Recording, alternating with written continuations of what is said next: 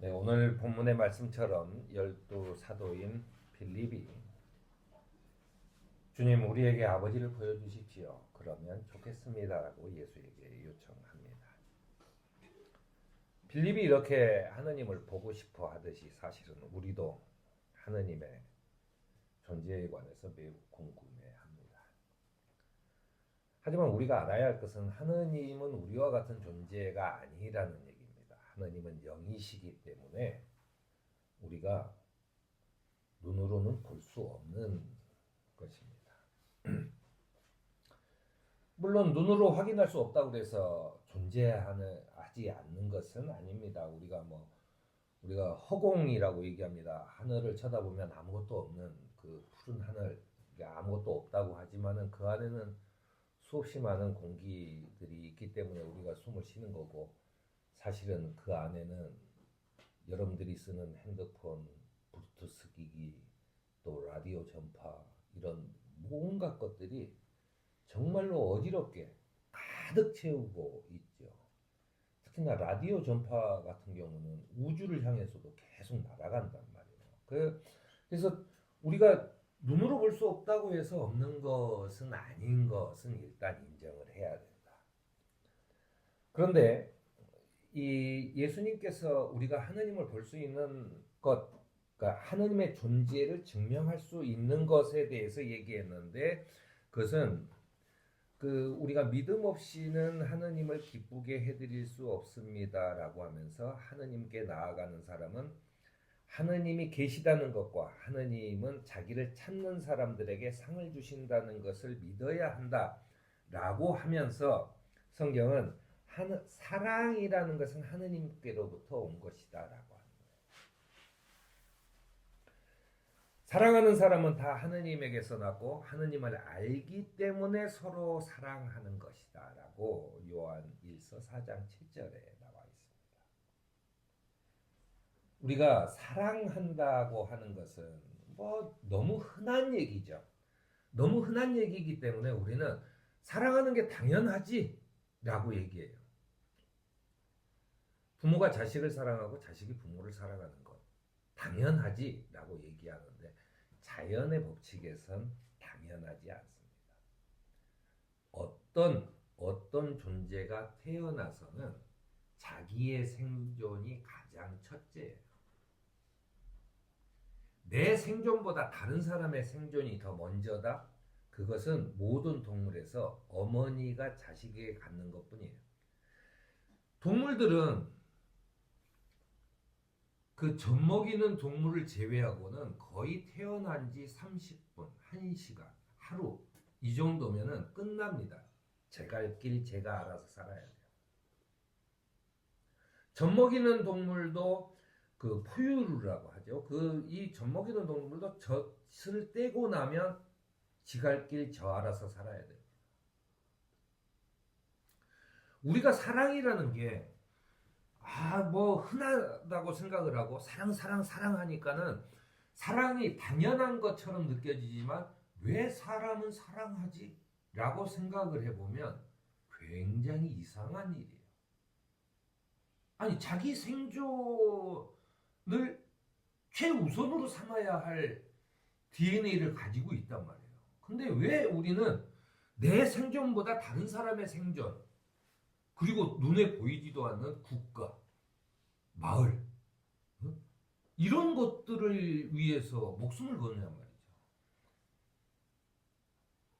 성경은 이 사랑이 어디서 오냐? 하느님에게서부터 오기 때문에 그 사랑을 보면 하느님이 계시다는 것을 알 수 있다라고 얘기하는 겁니다. 로마 시대의 사람들은 모든 신을 섬겨요. 누가 옆집에서 사는데 조금 더 잘 살아. 너는 무슨 신을 섬기니? 나는 이렇게 생긴 거 섬겨. 그러면은 야, 나도 그거 하나 사야 되겠다. 자기가 사가지고 올려놔요. 그리스도인들은 자기 집에도 쫙 신상을 놓고 있다가 갑자기 싹 없애버려. 그렇기 때문에 그리스도인들을 로마 사람들이 무신론자라고 해서 배척하는 겁니다.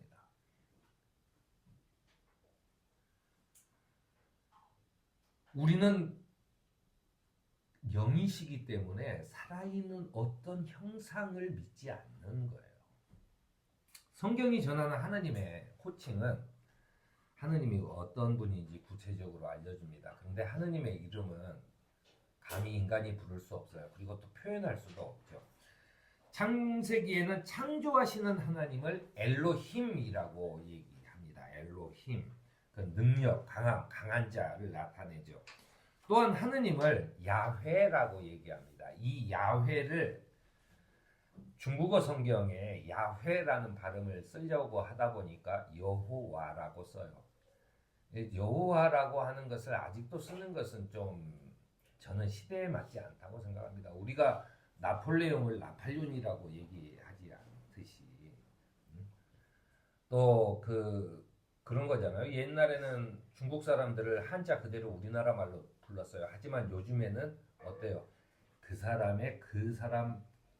그 나라의 본토 발음으로 불러주는 겁니다. 우리가 대만이라기보다는 타이완이라고 부르는 것이 더 정확한 표현이 되는 거죠. 이게 야훼입니다.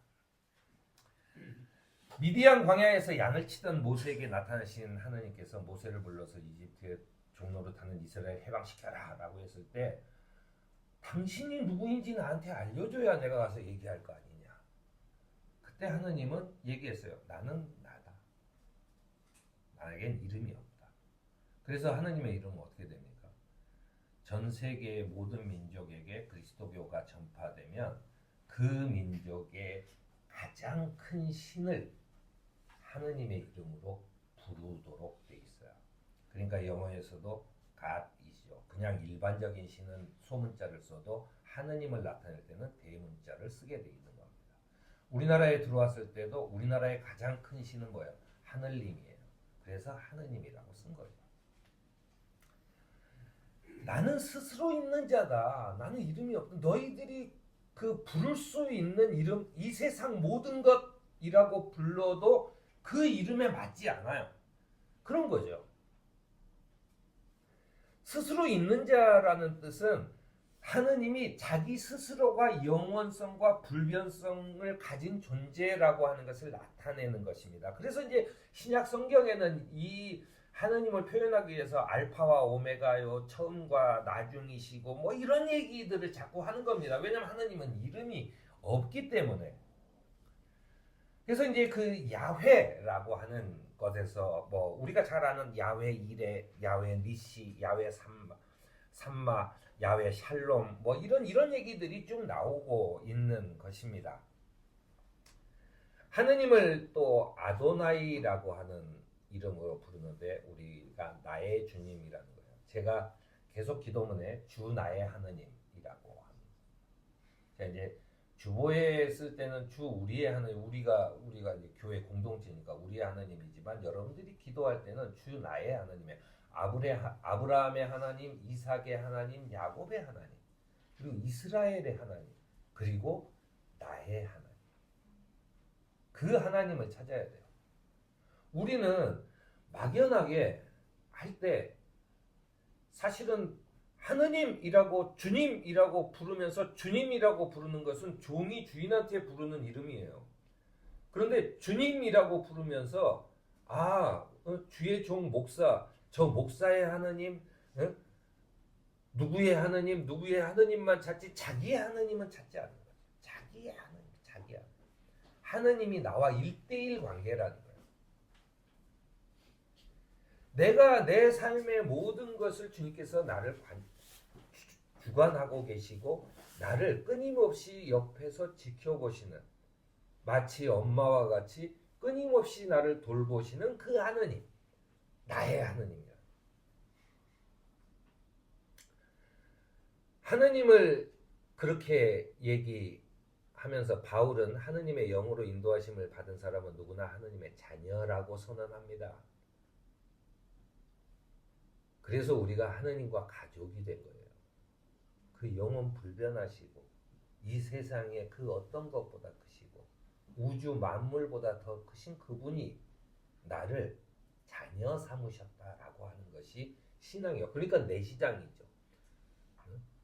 내 친한 친구 있는데 걔는 아버지가 하느님이래. 이렇게 믿는 건 아니잖아요.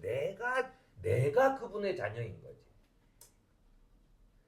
예수께서 우리에게 가르쳐 주신 기도문도 하늘에 계신 우리 아버지라고 시작해라라고 얘기하는 거예요. 바로 그거죠.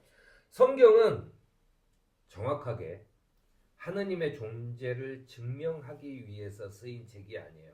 그래서 하느님이 진짜 있는지 없는지 보자라고 성경을 백날 읽어봤자 하느님이 진짜 있는지 없는지는 나와 있지 않아요. 왜냐하면 하느님은 증명할 필요가 없는 분이기 때문에 그렇습니다.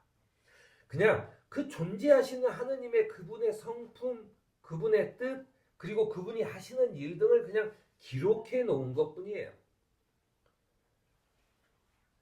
성경의 첫 책인 창세기의 첫 문장은 하느님이라는 분이 계셨다라고 설명하지 않습니다. 그냥 태초에 하느님이 천지를 창조했다라고 시작하는 거예요. 하느님이 너희는 몰라도 계신다라고 하는 것을 실제 하시는 분이다라고 하는 것을 얘기하고 있는 것입니다. 하느님이 존재하시는가에 대한 문제에 대해서 얼마나 많은 사람들이 사도 바울에게 얘기했겠어요. 물어보고 사도 바울은 이렇게 얘기합니다. 이 세상 창조 때부터 하느님의 보이지 않는 속성, 곧 그분의 영원하신 능력과 신성은 사람이 그 지으신 만물을 보고 깨닫게 되었다라고 얘기해요. 그러니까 눈을 들어 하늘을 봐라. 눈을 들어 산을 봐라. 저 들판에 강에 바다를 봐라. 더 이상 어떻게 하느님이 계시다고 설명을 하란 말이냐 라고 하는 얘기죠. 오늘은 창립 67주년입니다. 우리 교회는 지금 새로운 시작을 위해서 계속해서 광야와 같은 생활을 하고 있습니다. 우리가 교회에 들어가는 것은 새 건물로 들어가는 의미는 아무것도 아니에요. 그건 아무것도 아닙니다. 그게 뭐 중요해요. 길바닥에서 텐트를 치고 기도해도 거기에 하느님이 계시면 되는 거죠. 우리가 여기에서 알아야 할 것은 주 나의 하느님을 찾고 나의 하나님과 더불어 우리 서울교회의 하느님, 우리의 하느님, 우리 공동체의 하느님을 찾아야 하는 것입니다. 이미 존재하고 계시는 하나님께서 우리를 부르셨음을 다시 한번 깊이 감사하며 우리의 하느님을 찾는 저와 여러분이 되기를 바랍니다. 아멘.